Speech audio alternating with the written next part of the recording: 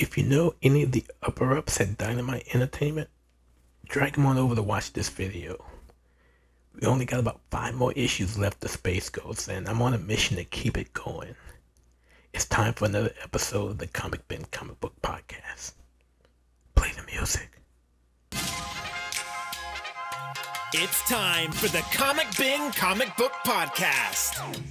The podcast you look forward to for all of your news and reviews of the best comic books hitting stands. Whether it's DC, Batman, Wonder Woman, Marvel, Spider-Man, Image, Spawn, Saga, Boom, Once and Future, Power Rangers, or whatever book or publisher you follow, we cover them all here. this is the place for you. That's right, it's for everyone. This is the Comic Bin Comic Book Podcast. Let's get it. Hey folks, welcome to another episode of the Comic Bin Comic Book Podcast. I am your host, Theo. Got a great episode for you today. I'm sitting down with David Pepose once again, writer of Space Ghost over at Dynamite Entertainment. So issue number 8 just came out this past Wednesday. It was absolutely phenomenal. I am happy to say it was my book of the week, so it is just great that I am able to sit and talk to David about the issue and where Space Ghost has been since we last talked before the series actually began. You know, with issue 8 being out, we are now getting ready to move into that final third of the series. Remember when we first met, David mentioned that Space Ghost was only guaranteed for 13 issues, 12 regular issues, and the annual. So we're now in that final stretch, in that final third of this guaranteed run. So I am hoping that with the success of this series, that Dynamite finds it within them to extend it. I'm just from everything that I've read since picking up these issues, there's definitely a ton that can be told for one of my old time heroes. So that's all we're going to do this episode. I'm going to talk to David about Space Ghost, and then we're going to talk about some of the other projects that he's going to be working on going into 2025 and beyond. So with that being said, here is my interview with comic book writer David Pepose talking about Space Ghost and a bunch of other stuff. And I'll see you on the other side. Hey folks, it's Theo. I am sitting here once again with David Pepose, writer of Space Ghost over at Dynamite Entertainment. David, welcome back to the show. How are you, my friend? I'm doing great. Thank you so much for having me, Theo. I'm so excited to catch up. And yeah, happy to talk with you about all things Space Ghost. I am happy to have you back because, when we first talked, it was right before issue 1 came out. And so we didn't want to spoil too much. But now issue 8 is out. We're now moving into the final leg of the 12-issue series plus the annual. So we still got the annual too. Yeah. And it's been going, oh man, it has been an experience for me as a longtime follower of the character, going all the way back to the 70s cartoons. Yeah. How's the ride been for you thus far? It's been great. Honestly, I couldn't be more thrilled with the response to Space Ghost. It's been such a treat to get to work on a book like this. It's unlike anything I've worked on in my career. Being able to write something that's both long form but self-contained, telling our stories sort of primarily in done in ones and done in twos. And so, yeah, it's been a lot of fun working on this book and working with a team like Jonathan Lau and Andrew Dahlhaus and Taylor Esposito. It really is they're bringing top shelf work to the table, and it's been just a really wonderful experience, not only getting to be able to write this story and these characters, but seeing how much the readers have been responding to it. Yeah, Scott, who's one of our editors over at the Batman universe, and we always talking and telling our age of each other because at the top of his list every month is Space Ghost, Flash Gordon. So I'll we're take it. telling our age as we're picking up those books. Sure. And it's just we kind of mentioned the last time how you were really influenced by Joe Kelly's Yeah. mini back when he did it. And you've really taken the character on a whole different ride that I've really enjoyed. And so, just to put it out there, we're gonna since issue 8 is out already on shelves. If you haven't picked it up, please do so. But we're gonna talk a little bit spoilers about that. But Sure. as we come through these 8 issues now, we've seen a lot of character and new world building with all of these characters, especially with Blip with issue number 7. But we've seen, different parts of these characters. So, for example, in issue 8, which is somewhat similar to a previous issue in that first arc, where we see just a tad bit of Dax's past. We get it Yeah. again in this issue. So, I guess my first question, or at least my second question, is that your goal? You don't want to reveal too much by the time we get to issue 12 of Space Ghost, but you want to just enough to keep us. Yeah. Yes, I mean, you hit the nail right on the head. Because it's one of those things, like you said, Joe Kelly and Ariel Olivetti, they did their 2006 miniseries with Space Ghost, and that was really a standalone origin story, seeing that character going from being a space cop to becoming a vigilante in his own right. And so that whole series, that's what the whole focus of that was. It was very much sort of seeing him from step one to till the end. And so for me, I didn't want to belabor that point too much, because that's like treading ground that's already been done. It's sort of showing up to the party late and having already lost. So for me, the origin, I think it's fairly straightforward. It's fairly simple. You see in issue 8, and that, yeah, Metalis has invaded the planet Vector, and that Dax, who go on to become Space Ghost, he's sort of the sole survivor of this attack, and that's what spurs him on to become this vigilante. But yeah, it's been fun kind of teasing little bits and pieces of it through the series. Of course, issue 2, just showing, oh, he had a family, and that's the reason why he's doing what he's doing. And in issue 3, we have a little line from the widow where she says, "I'm surprised you've had time to pick up children, given your hunt for the Iron General." And I was like, oh, okay, like we're waiting, for them to show up. Even in issue 2, we actually have a little flashback panel when Space Ghost is punching out that meteor. Right. You see he's kneeling on the ground, and you see Metalis's silhouette actually In the looming background, right? around.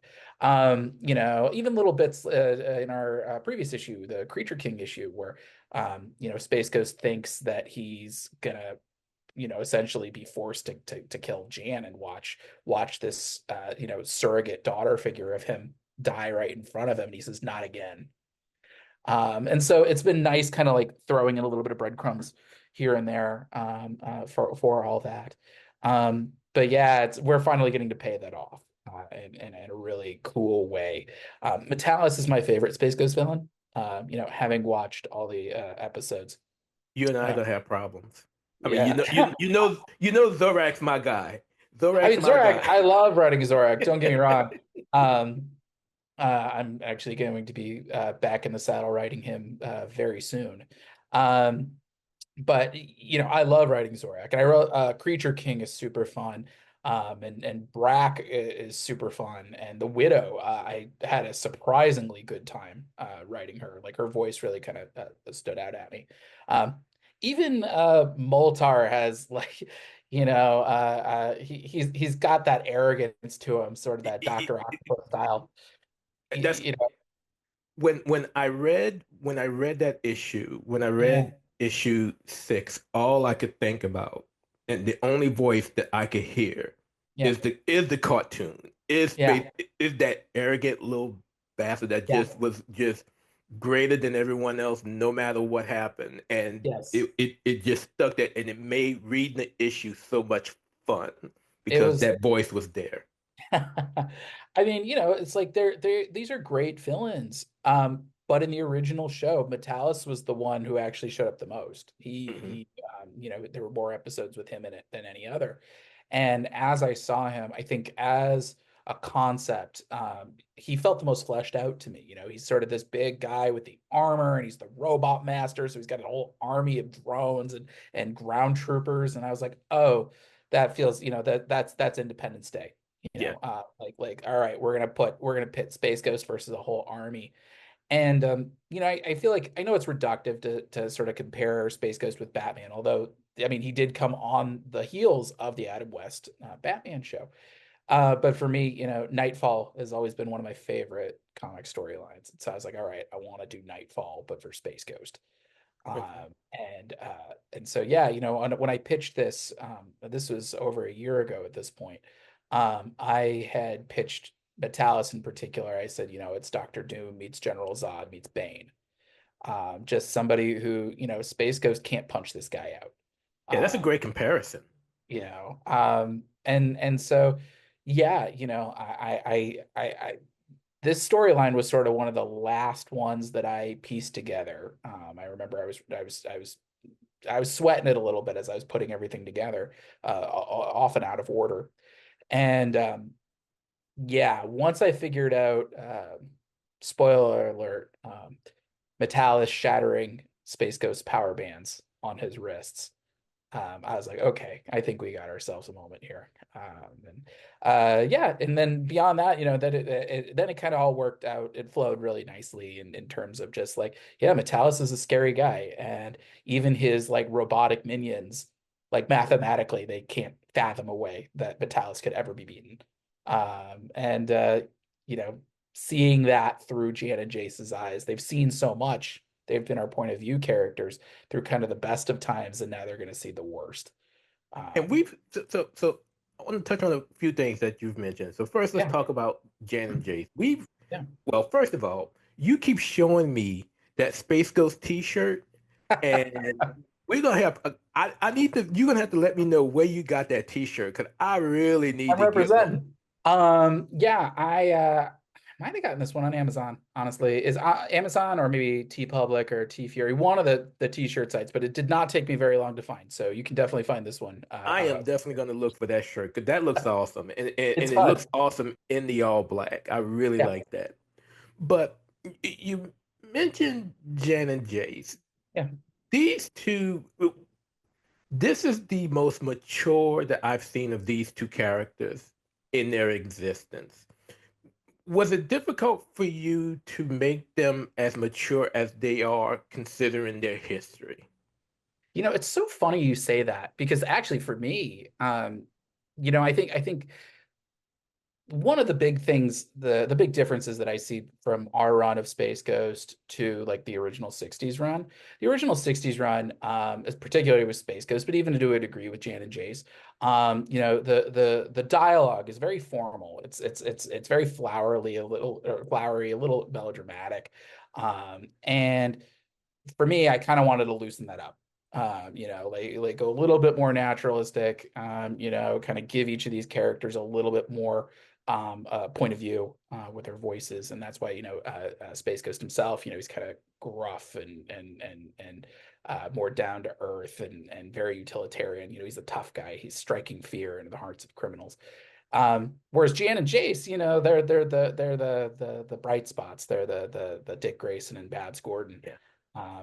And so for me, it's funny. In certain ways, they're younger and perhaps less mature than what you remember from the 60s show. But on the other hand, they're very, I think, precocious. Like they know what they're doing, like they're smart kids.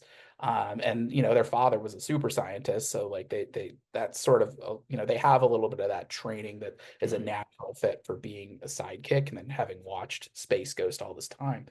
Um, but also it's leaning into their voices a little bit. And I think for me, I'm very fortunate that I get to draw from kind of personal experience on this. My a little autobiographical fact about me is my younger siblings are triplets, and so they were born. I want to say it was 10 days shy of my ninth birthday. I bet that's been fun. Yeah, I mean they're pushing 30 now, but they're a young 30, and for me. I remember what it was like being an only child, and then I remember what it was like when the meteor struck, and suddenly there are three new creatures in the house, and I think I subconsciously kind of drew from that for Space Ghost. And that Space Ghost, he's sort of been wallowing in his tragedy. He's been doing his own thing as this cosmic vigilante, and then suddenly he's got to take care of two kids and a monkey. And there's friction to that, but there's also the possibility for growth. But the long way around your question, I think that idea of siblings kind of playing off of each other, that's something I've experienced for most of my life, and getting to watch the inside jokes, the sort of twin telepathy, the way that these womb mates get to play off one another. That's something that I think is very instinctual for me, just having watched it. And we get a nice little beat next issue that I think speaks to multiple life, that most people don't really think about. But yeah, yeah, I think Jan and Jace are, I love writing them. They really are kind of they're yin and yang. They play off each other so nicely, and then they play off Space Ghost real nicely, and they kind Very of nicely, yes. draw this emotion out of him. Um, and And I yeah, think you mentioned really the best way to describe how they play off of him. They are like dual Dick Graysons. They are yeah, the Robin to Space yes, Ghost's Batman, and that's a yes, very good analogy. So before we talk about what is to come, let's talk about, yeah, we kind of mentioned number 8, but let's talk about issue number 7 and the sure, Creature King. And you yeah, really flipped the script here, where the focus was on Blip. yeah. Who did you fashion Blip and his voice off? Because I'm telling you, the entire issue, you know who I was thinking, and the voice Yeah, I kept reading it as? I yeah, was reading it as Bobo, Detective Chimp. That was the that's that, fun. That's a good choice. I, you know, yes, I based him in my head off George Buza, the voice of Beast from X-Men '97. gotcha. Um, Okay. Sort of it's a little bit elevated. It's a little bit Kelsey Grammer almost. This idea of, he's intellectual now. Um, yeah, that issue that was so much fun. As I put this whole series together, there were a few issues that I was like, oh, I can't wait to write this. And the blip issue was kind of like the first one that kind of sprang to mind. There was an episode, I believe, from Space Stars, where they wind up on some sort of planet, and there's a bunch of animals, and the blip let me, I have my notes on it. But I believe it's like the second episode of Space Stars, where he winds up in this like planet of space monkeys. And I was like, oh, that's fun. Like, if Blip like gets to hang out with other animals and stuff. And as I thought a lot about it, I was like, I want every planet of the space monkeys. That's what it is. Um, for me, having an ensemble thing like this means we got to use them. Every character's got to have a standout moment. And you see it in the first issue, Jan really stepping up. You see it with Jace's kind of long dark night of the soul. Um, Yeah, that was put, real deep. You know, um, how he constantly questioned himself after, to put in his own words, what he did to Zorak. when he did to Zorak, the poor kid. Yeah, yeah, Um, but he did a lot of soul searching. So yeah, you're right. You had at least an issue thus far that really focused on each of the characters of the ensemble, yeah. minus And so Space Ghost, that we've been getting bits and pieces along the way. the biggest decision I had to make when I was putting this series together, honestly, was Blip, was whether or not we were going to use him. Because it's one of those things. It's a choice. It's a choice to have a monkey. So when you Um, and I want to, so when you say use them, do you mean actually have them in the series itself, or just yeah, have them around as the pet? yeah. It was one of those things. Like, there was a world where I'm sure I could have pitched this thing with no Blip. I'm sure there's a world I could have pitched this thing with no Jan and Jace. But again, as watching the original episodes, I for sure I was like, you got to have Jan and Jace. And for Blip, even for Blip, I was like, it's not a huge ensemble. I think there's something that can be done here with this character. And so, and so making him kind of the MacGuffin of our first issue, and that's something that we'll be seeing resurface in future Yeah, issues as he's well. kind of the central figure, He's the central especially with the figure. Galactic Patrol. I'm pretty sure they're still looking for him. Yeah, exactly. Well, yes, you'll be seeing a little bit of that in a couple of months as well. Um, I wanted to make sure he is a character. He's not just a prop. And so, there's only a few opportunities to be able to do something that's like blip centric. But when you have the Creature King as one of Space Ghost's major rogues, I was like, oh, well, okay, this is a perfect head to head. In the same way that Perfect Brack opportunity. Brack and Sisto are the perfect people to pit up against Jan and Jace in their first mission, siblings versus siblings. Having the guy, the animal villain versus the animal, I was like, okay, that makes sense. And it's funny. Creature King kind of spoke as he actually he does reflect certain views I have as far as animals are concerned. I just in terms of like cruelty to animals, and how we have whole industries that are built like that. Yeah. Animals get a bad rap all the time.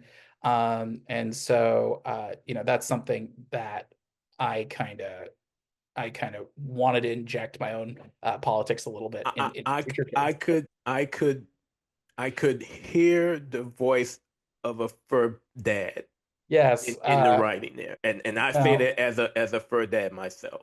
yeah, and just the fact that there's all sorts of like kind of ethical things that can be done as far as like minimizing cruelty to animals, and um so I was like, okay, this feels like a cool way to like give Blip some agency and like actually give us a chance. The Creature King with his telepathic abilities. Oh, okay, we can use that to kind of elevate Blip's mental state to and what if we could have our pets talk to us for a day, what would they say about us? You know, and Feed me more. yeah, yeah. So and I think I've also been a big fan. There was an issue of Spider-Man's Tangled Web, and I know that I know there's anyway.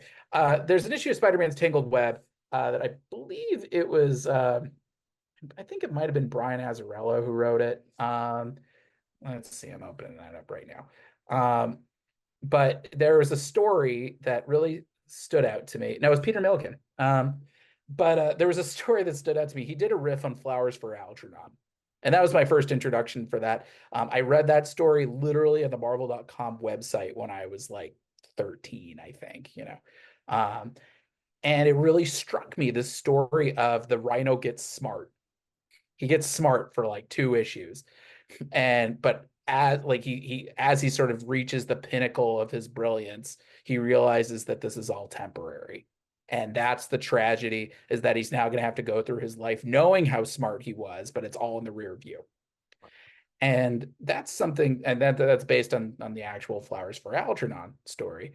And I've carried that with me for a long time. I think that's such just a devastating kind of storyline. And my aunt passed from Alzheimer's very early onset, about a year or so back, and watching her and her decline, and seeing kind of the horror and the grief that she had through all that. That's something that I really wanted to kind of channel into this story, is you get to see the highs of it. Again, if your pet could talk about you for one day, can you imagine all the beautiful stuff they would say about you, but also the tragedy that it's only one day. So yeah, I've been saying since the jump, oh, I can't wait for the Blip issue. I can't wait for the Blip issue. And every time I said it, everybody thought I was going to do the pizza dog story from Hawkeye. And Oh, yeah, that's what everybody was expecting. And instead, I was like, no, we're doing Flowers for Algernon starring Blip, but I couldn't tell anybody this. Um, but yeah, I'm super proud of how that came together. And Jonathan, again, I can't say enough good things about Jonathan Lau. He's a real, like, he rises to the occasion every step of the way, every time. and I know I've said this when we first met. I love how he draws this series. There are certain artists who has a knack for putting together a story Yeah. that gives me the feel of watching it on TV again. Yeah. Being, you know, not seeing it in the '60s format, but Yeah. still being able to imagine this as a Saturday morning cartoon in today's times. And it's really, really great, especially once we get the art, the colors on top of it. It's Andrew just, Dawes is doing just they've worked together before, and so that was Jonathan who brought Andrew in, and yeah, I mean they're such a well-oiled machine. But I think the thing that I'm so impressed by is not only have they put their own visual stamp on this book. In certain ways, I think they were very ahead of the curve in terms of, you see now like Absolute Batman. You see how that's like such a departure of the traditional Batman look. And then you're like, wait, actually, like, Jonathan already drew Jacked Up Space Ghost. yeah, I mean, yeah. And like really bringing in the Superman and Batman elements, kind of combining them into one. But I think the thing that they don't get enough credit for is their versatility. And I think that seventh issue in particular is kind of you're the fact that you're doing all of this, but it's with animal characters, and you're still able to kind of like wring this emotion out of Blip. Yeah, Um, and there's very few panels where we see Space Ghost and Jan and Jace. It really, and it's not just a few animals or a few different types of monsters. There's different types of monsters all yes. over every page. Yeah, Jonathan really, I sent him a bunch of images of like Alex Toth monsters that he had used across the Space Ghost series, and I was like, "Go wild, have fun." The Moon Ape was the big one that he did a sensational job with. But I think this also speaks to a story about Jonathan that I think represents why he's the guy, he's the best person to. Space Ghost couldn't be in better hands than in Jonathan Laus. And I think that I've known that since the very beginning. Jonathan drew us two test pages before we started, before we even locked down an artist, because he wanted to do this book. And the thing that I was so struck by, it was in issue one. It was the page of Space Ghost crashing in through the ceiling, and then Brack slashing through his power band. And the thing that I was so struck by, and he didn't change those pages at all. I mean, you can see it in the first volume trade that just came out. Jonathan didn't ignore the kids. It would be so easy to just kind of be like, oh, this is all Space Ghost, and the kids are just way out in the background, and whatever, they're just accessories. And I think the fact is that Jonathan understood the assignment from the beginning. He knew these kids are leads. They're leads just like Space Ghost. And the fact that there's no such thing as a throwaway character to Jonathan Lau. And I think that speaks to what a tremendously talented artist and an incredible collaborator that he is. I think he takes this series very seriously in the same way that I do. And so he contributes so much, and he adds so much, and he elevates so much. And there are times where he'll throw in something totally new. He'll just totally call an audible, go off script, and I'll be like, all right, yeah, that works. Like he's an artist and a storyteller. Yeah, Um, and when you you all know, when a team is able to collaborate like that, yeah, it makes that, yeah, let's do that so much yeah, easier. like he really is such a talented guy. And I think just getting to see him kind of flex his muscles in different ways, that's been one of the joys of this series. Where you can see him go from a heist issue like the Widow, or something like more soulful like the Moltar issue with Jace, or something just fun and silver agey, like this Blip issue, to kind of this bone crunching action with Metalis. Yeah, he's very versatile, and I couldn't be happier working with him. And yeah, just a really talented guy.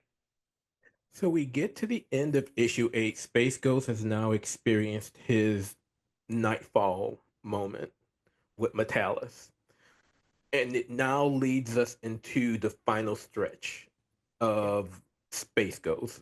Unless, Dynamite, if you're listening, if you all want to extend this, you have no complaints from this guy right here. So, but as we now go into this final stretch, issues 9 through 12 plus the annual, Yes.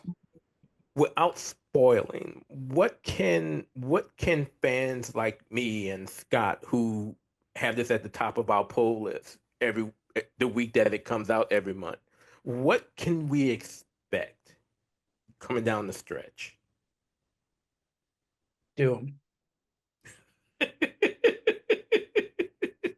That's the best way you can put it, huh? Uh, uh, true fans will know exactly what I'm talking about. Yeah, I think this sort of last third of this initial plan, um, is kind of about, Space Ghost is his past and future are sort of coming to haunt him. And it's sort of we're building up to kind of this big crescendo of our big RoboCore storyline.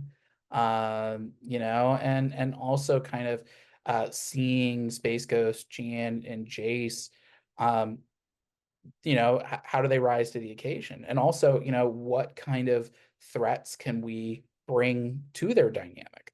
It's not always easy to be, basically the ultimate single dad, of two sidekicks and a monkey.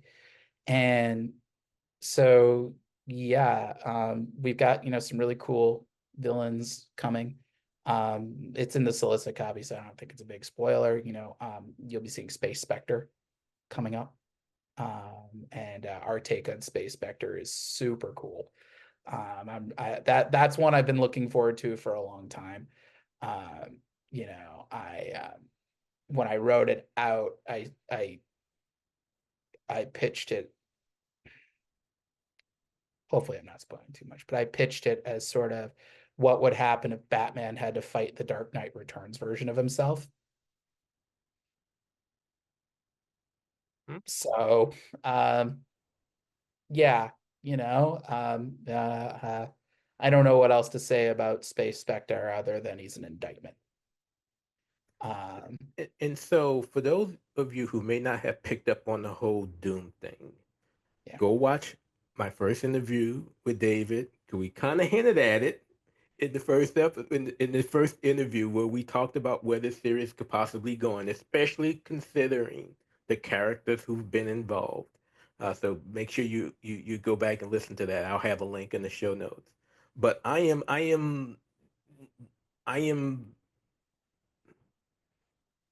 beyond grateful for this series, being a longtime fan of the character.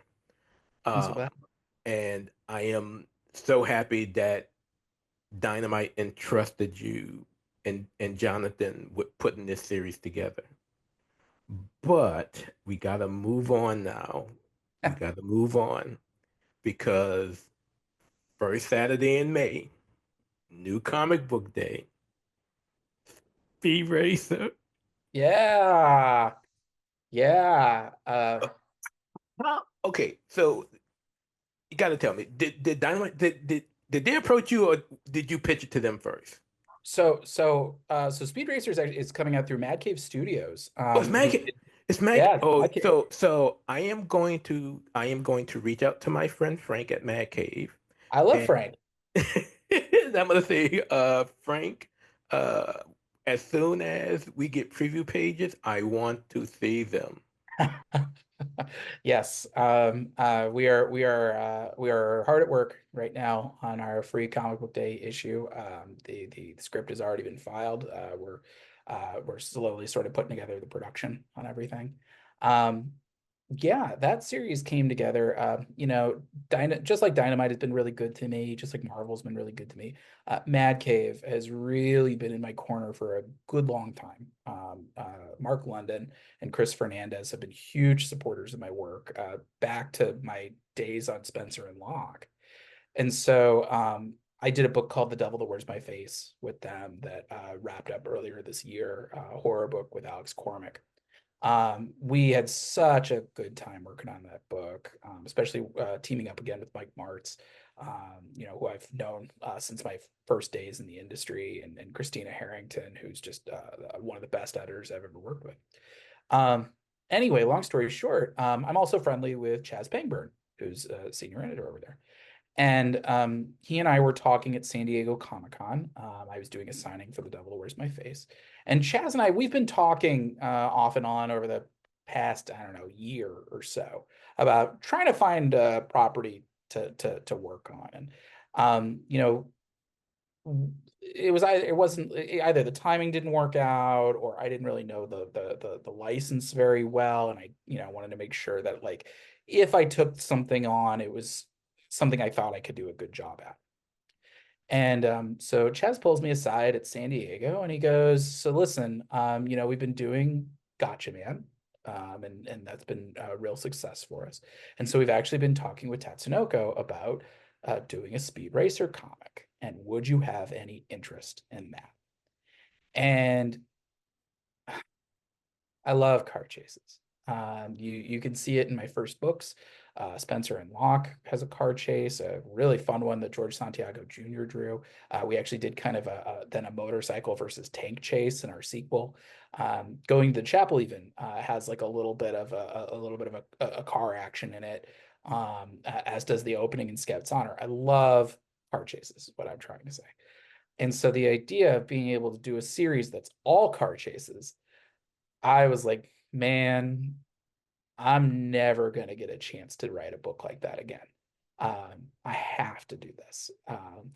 And doing it for a book that's as timeless and iconic as Speed Racer. Yeah, it felt like it was, sometimes you just get one of those offers that you just can't turn down. And this was one of them.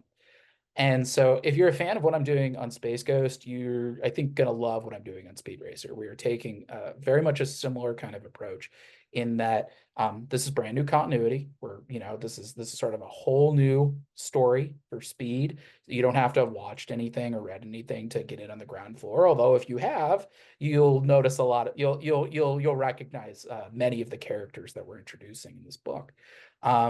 But for me, it was sort of, how do I take this kind of classic character that, created in the 60s? And if it was being introduced today in the year 2024, kind of what would those sensibilities look like? What motivation would put Speed on the Formula X championship circuit? And also just, from the very first episodes of Speed Racer, there's conflict with him and Pops, his dad, about whether or not he should be a race car driver at all. And so I pitched this book as Rocky in a race car. That, we get to see kind of Speed from the very beginning. And what does it take for him to even become a race car driver? And then what does it take for him to succeed? So it's been such a treat to work on this.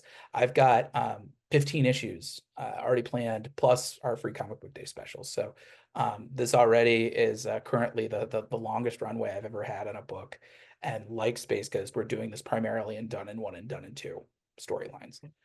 So you can kind of jump in and jump out very, very quickly. And yeah, there's going to be more that we'll be able to announce about that soon.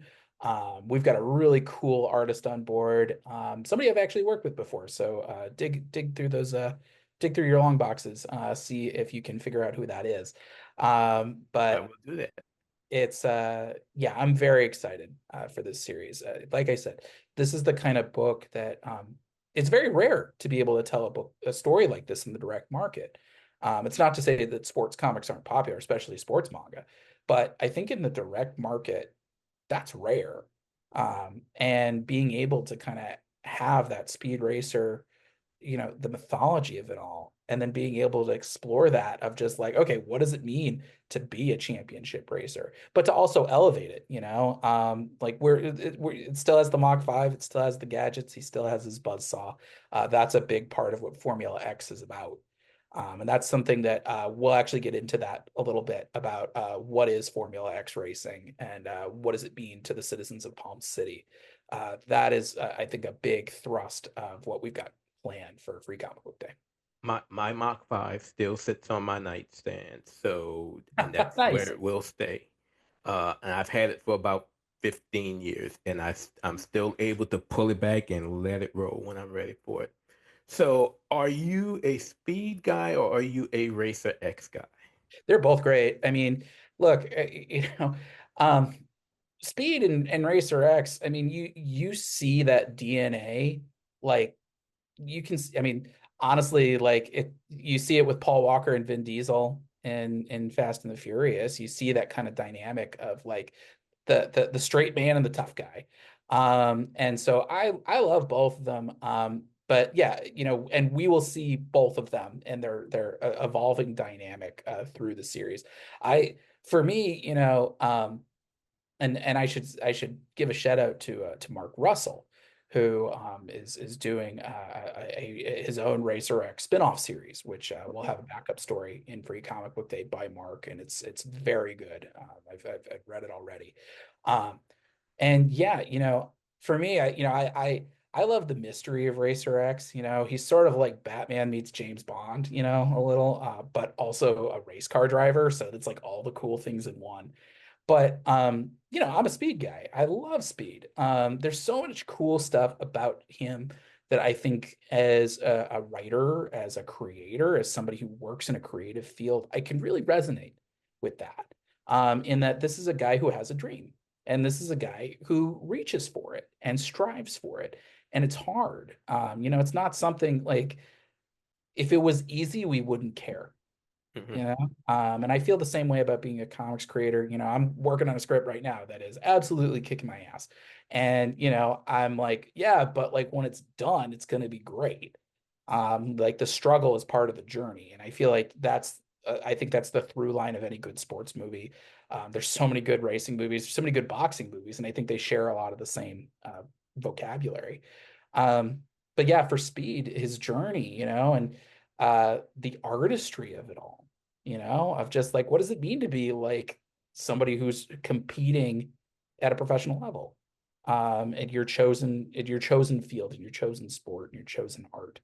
And how do you finesse that? How do you get better at it? How do you deal with setbacks? How do you get back up when you get knocked down in the ring? Because that's when you're around long enough, statistically, you're gonna get knocked down. There's no undefeated anybody's, and so it's always about how do you get back up. And Yeah, I don't know so, if you can hear, but Thanos is trying to give his own opinion of things. um, yeah, I think Speed in certain ways is an everyman, and I think you're able to then kind of show him through all these different stories. But yeah, it's also, it's getting to watch the champion become the champion. Speed is the best there is, but not yet. And so it's really fun to get to watch him on that journey. I will only hope, and I hope I don't make fans of the movie upset about this, but as long as it doesn't follow the movie, we are okay. I Well, will. this is brand new continuity. And it's one of those things. We are drawing from the cartoon. That's sort Good. of our inspiration point. Without getting sort of too into the weeds, there's a lot of legal considerations Hmm. for stuff like the movie and the spin-off. So like that's stuff that we're not really able Right. to get into. But you know, the original series, I watched every episode just like I did for Space Ghost. I took notes on every one. I got it on Um, DVD.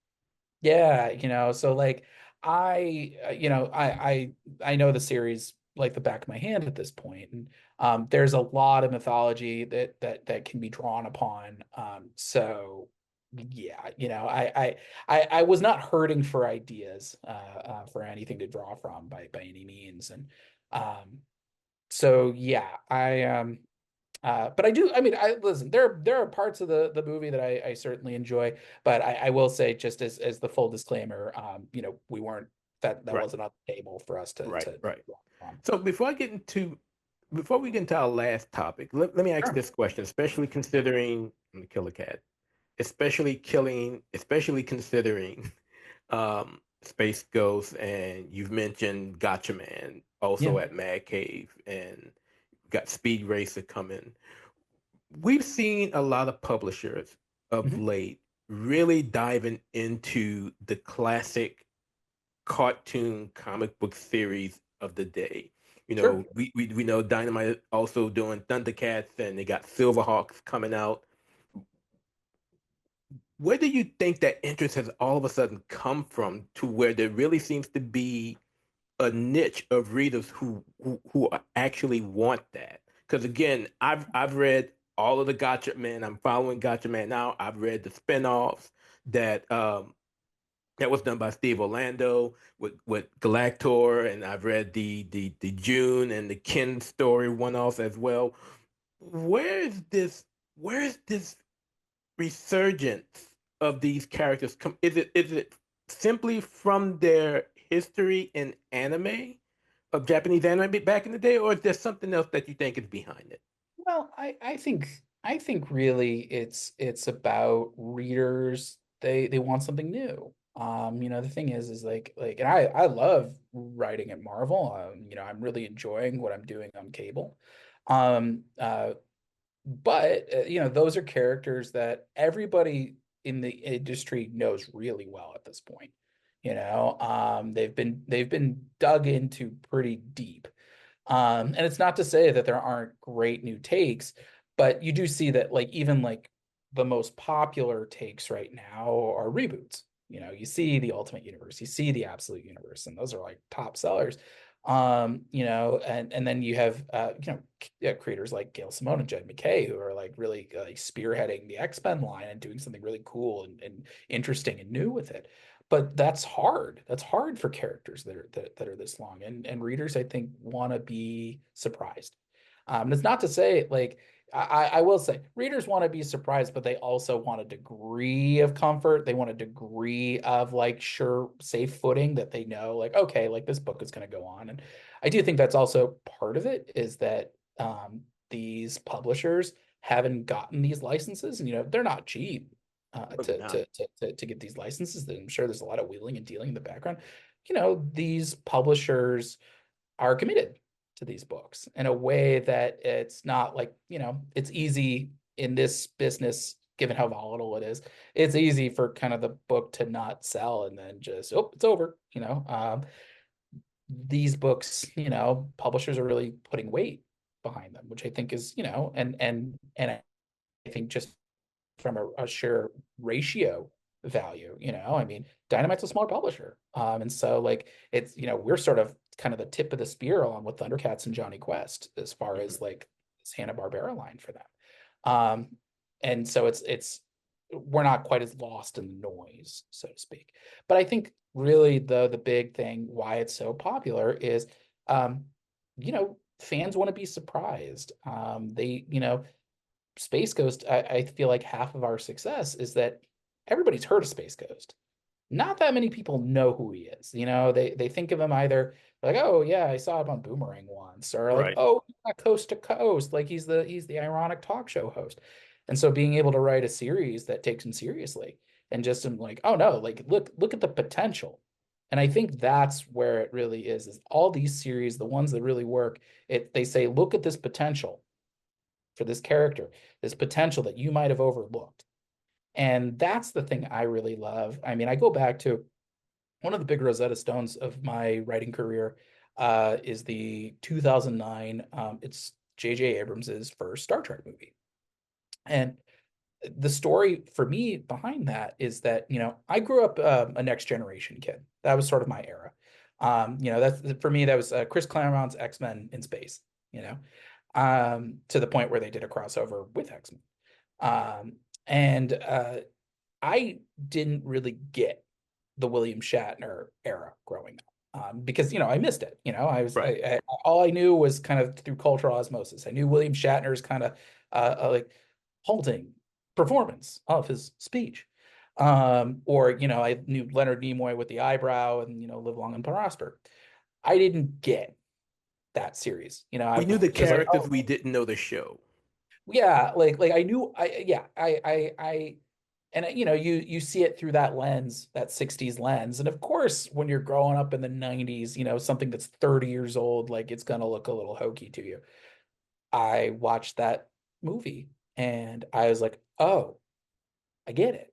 I get it now. I get why people like Kirk. I get why people like Spock. I get why this particular cast works. And it's not, I mean, of course, the actors did fantastic jobs, but it was the way that they frame these characters in that modern storytelling lens.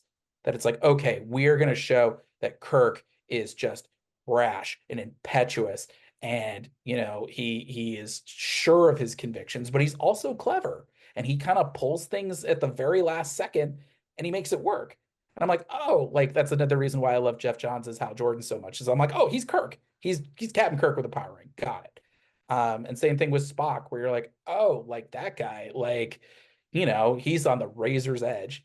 Like he only presents as this like stone-faced stoic figure, but on the inside, like he is like not sure where he is, like just in terms of half human, half Vulcan, and like how does he navigate that, and how does he sort of handle his responsibilities, and ultimately this perfectionist cracks under the pressure of being the number one guy, and he realizes like I'm best in the number two role, and like the guy behind the guy. um and that is something that I am bringing to Space Coast. It's something I'm bringing to Speed Racer. It's something I'm bringing to another book that we're going to be announcing sometime next month.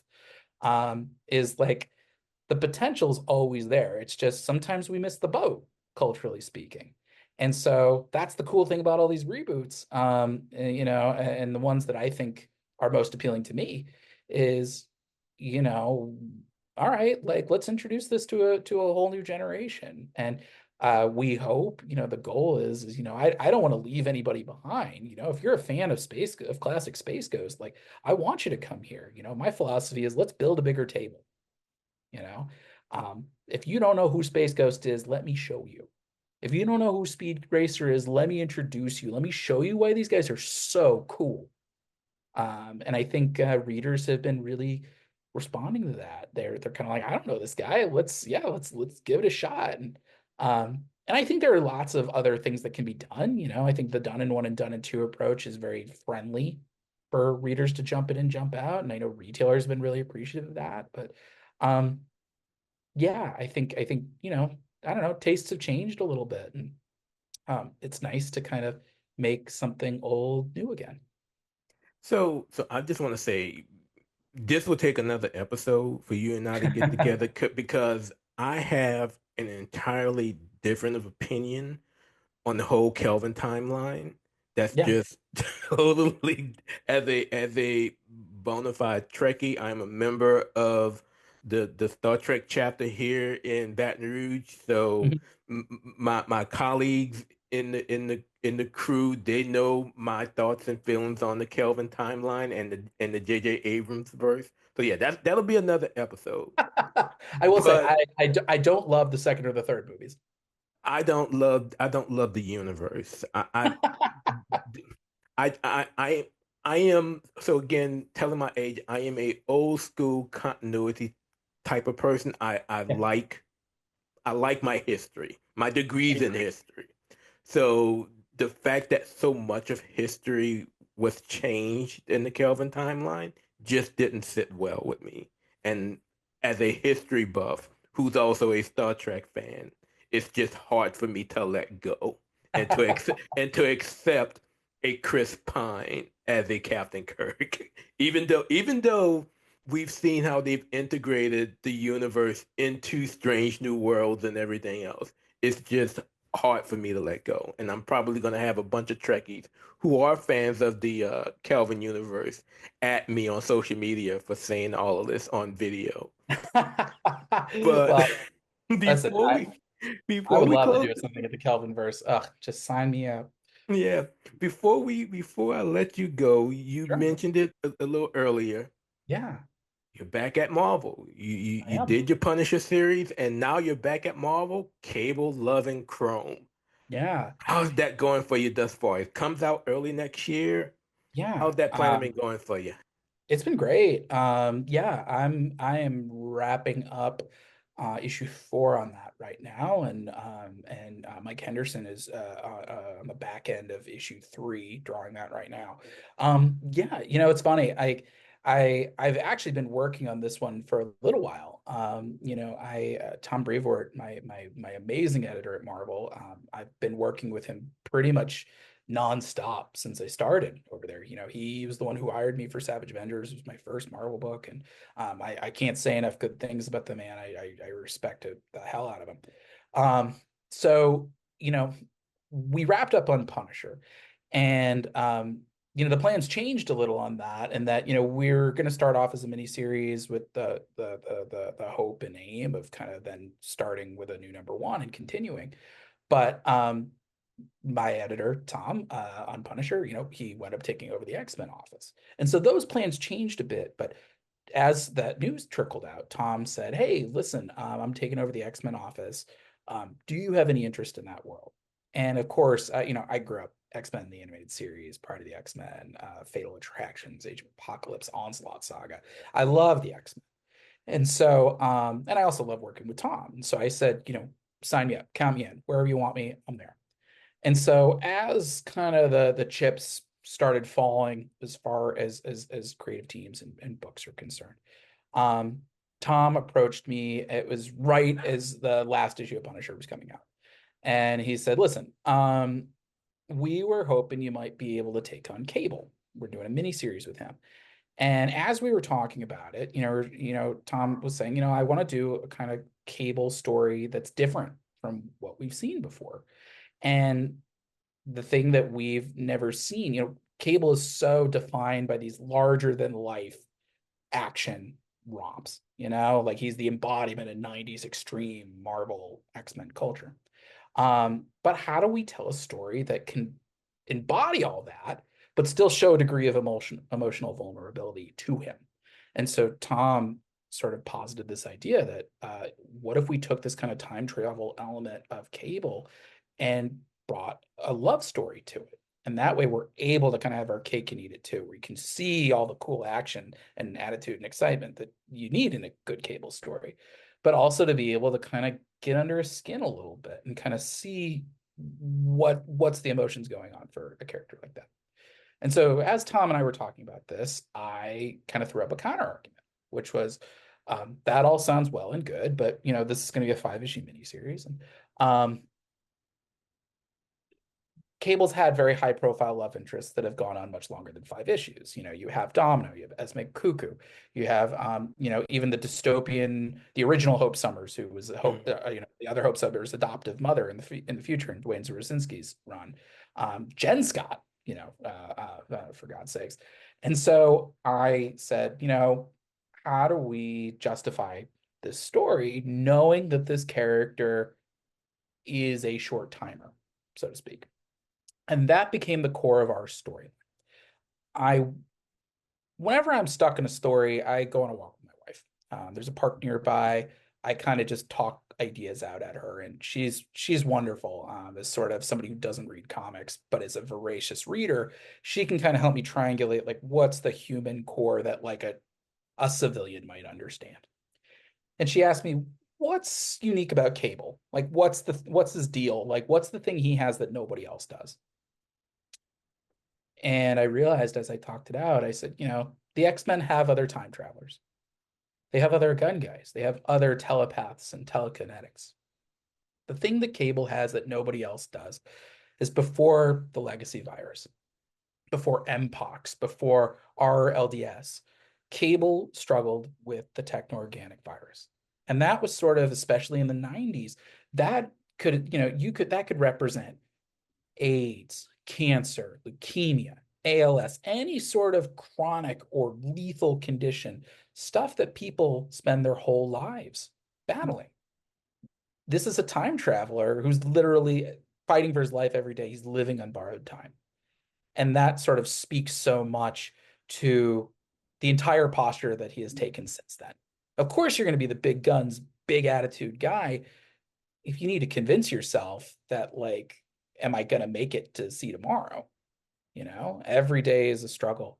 And so for me, that became this love story for Cable, Love, and Chrome, is that Cable washes up in a city called Salvation Bay, where it turns out that the techno-organic virus has actually been an ongoing concern.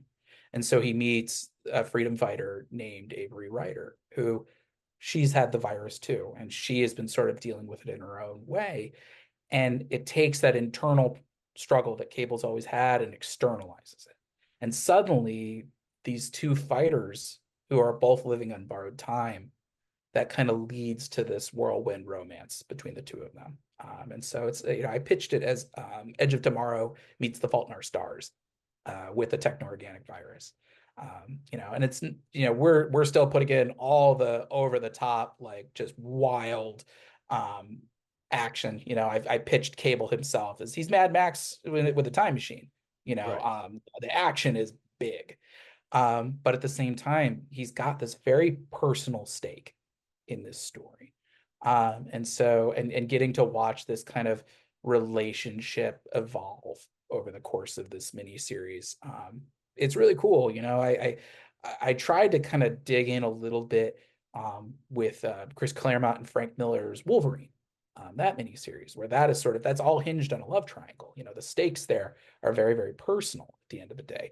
I know there's like some talk about like, oh, Shingen's going to take over the Yakuza and they're going to take over all of Japan, but like it's really about Wolverine like fighting for the heart of Mariko.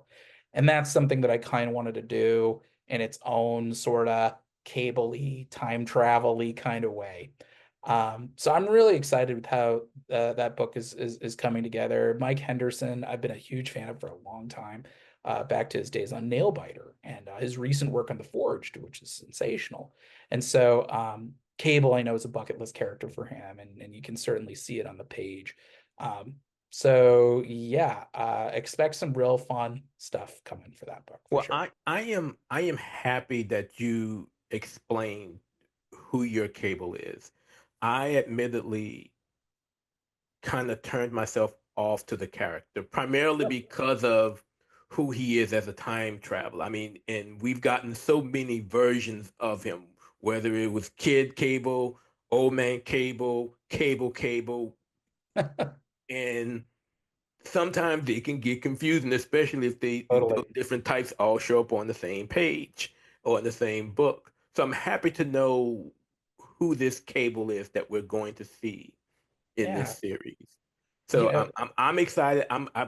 I always give new series at least one issue, and knowing that you're writing it, I'll probably give it the whole shebang, well, thank you. because I truly like to support artists who I truly enjoy, Thank and you. I absolutely love the Punisher series, and I Thank absolutely you. loving Space Ghost. So I'm going to be under the assumption that I'm going to love this Cable too. I think you So might. it'll be on bookshelves early next year, so be on the lookout for it. All Yeah, right, issue David. one comes out January 1st. Yeah, David Pepose, before I let you go, as I do in every interview now, we close out. It's time for rapid fire. Hit All me. right, here we go. You get two choices. Only get to pick one. Let me know when you're ready. Ready. Okay. Cable or Booster Gold? Cable. All right. Speed Racer or Space Ghost? I can't choose. I can't choose between my kids. we go. Uh, I'll let you slide on that one. I'll let you slide I on love them that one. both. Nah, I can't choose between my I babies. got you. Now, if you're asking me Blip versus Chim Chim, that's an easy question for me. But I'll let the fans Well, debate see, that in the comments. I was on a different track, but I'll go with this. I had Blimp and Gleek. Oh, Blip, 100%. All right. Gleek wouldn't exist without Blip. Gleek owes Blip his entire existence. So Absolutely. I totally yeah, agree. And I'm a huge fan of the Wonder Twins. Uh, yeah. Robotech or Gundam? Gundam, I guess. I don't know much. I don't know either of them very, very well, but I've Okay. watched a few episodes of Gundam. All right. You should know this one. Voltron Lions or Voltron Cars? Lions. Okay. Oh All yeah. right. Dynamite or Scooby Doo? Scooby Doo, only because I know Scooby Doo better. Gotcha. Last but not least, and this is one I ask everyone, so I'm keeping score. Justice League Unlimited or Batman the Animated Series? Batman the animated series. All right. Okay, you So the score, everyone now, it's 3-1. Justice League Unlimited still leading, but the animated series is trying to make a comeback. David Pepose, how can fans keep up with you on social media to know all the going on in the world of David Yeah. Pepose? You can follow me on Twitter, Instagram, and Blue Sky at PeposeD, or Facebook at David Pepose Comics. You can visit my website, davidpepose.com, or you can subscribe to my newsletter, Pep Talks, at bit.ly/pepnews. And I will have those links in the show notes as well so that you can keep up with everything that's going on in the world of David Pepose. David, thank you so much for joining me again on the Comic Vein Comic Book Podcast. We definitely got to do it again, talking about the Kelvin timeline. Be on the lookout. Well, Thank you thank you so so much much for for having me. joining it. So once again, I want to thank David Pepose for taking the time out of his busy schedule to sit with me to talk about Space Ghost and about Speed Racer and about Cable Love and Chrome. Of course, Space Ghost issue 8 is out on shelves already. If you haven't picked it up yet, I implore you to do so. When we mentioned that it was really like a Bane versus Batman and Nightfall type of issue, as Space Ghost got his butt handed to him by Metallis, it really was that type of issue. I can't wait to see how things play out as we get into this final third of the series of Space Ghost over at Dynamite. Again, it was only guaranteed for 12 issues and an annual, so we're now down to those final 5. And I'm going to hold out hope that Dynamite allows this series to continue. It's really been great. I'm hoping they see how successful it is and how fans have really bought into it. But we shall see. Space Ghost issue 9 comes out in January. I believe it's on the 15th. So be on the lookout for that. If you haven't ordered it yet, please make sure you do so before final order cutoff so that you can make sure it's in your pull list for when it's released in January. But I'm going to hold out hope that we get more Space Ghost after these final 5 issues from Dynamite and from David and Jonathan Lau, which has just been stunning on the art. Now, before I let you go, one other thing. So I remember a while back I mentioned that the show is going to be going on the road in January, as we've been asked by Fan Expo to bring the show to its show in New Orleans, my hometown. So I finally have those details. The Comic Bin Comic Book Podcast will be live at Fan Expo New Orleans on Sunday, January 12th. We will be on the creator stage in room 209 in the Montreal Convention Center, and we will go on the air at 4 p.m. Central. So if you're going to be in the New Orleans area and visiting Fan Expo, take the time out on Sunday. That's the last day of Fan Expo, and come and show your support for the podcast. I am really excited about the episode and what I'm hoping I'm able to bring with regards to the guests I'm looking to bring on. But January 12th, 2025, 4 p.m., Creator Stage, room 209 of the Montreal Convention Center in New Orleans. The Comic Bin Comic Book Podcast is really live. So that is going to do it for this episode of the podcast. Next time, I'm probably going to take a week or so off, and I'm going to be working as I prepare for my best of episode. So I'll be thinking really hard about my favorite issues and my favorite series and my favorite creators from 2024.